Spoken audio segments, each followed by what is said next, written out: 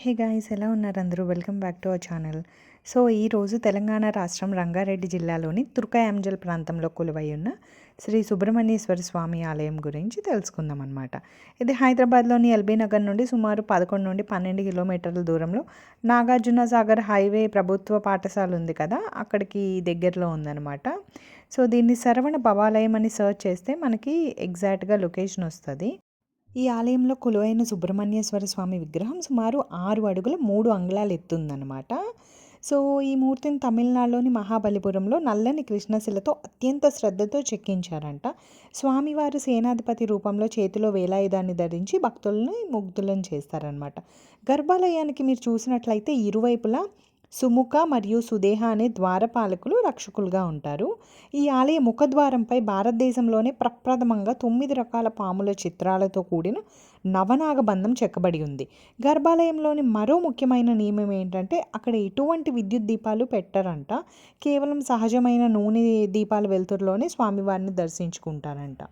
భక్తుల నమ్మకం ప్రకారం ఈ ఆలయంలోని సుబ్రహ్మణ్యేశ్వర స్వామి తమ మొరను నేరుగా వింటారు అని ఆలయం వెనక భాగంలో ఉన్న కామ్యకరణం అనే ప్రత్యేకమైన వ్యవస్థ ద్వారా భక్తులు తమ మనసులోని కోరికలను స్వామివారి చెవిలో చెప్పవచ్చంట.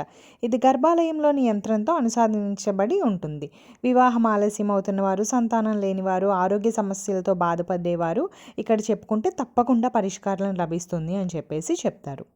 ఈ క్షేత్రం రాహుకేతు దోషాలు, కాలసర్ప దోషం, కుజదోషం నివారణలకు కూడా ఎంతో ప్రసిద్ధి చెందింది.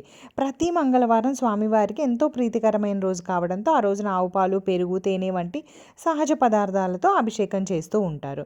ఇక్కడే లఘు పుష్కరిణి కూడా ఉన్నదనమాట.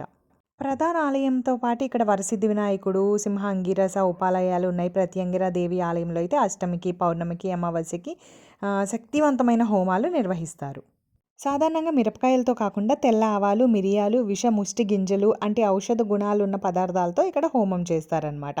ఇక్కడ క్షేత్రపాలకులుగా భైరవులు 8 స్తంభాలపై కొలువై ఉన్నారు.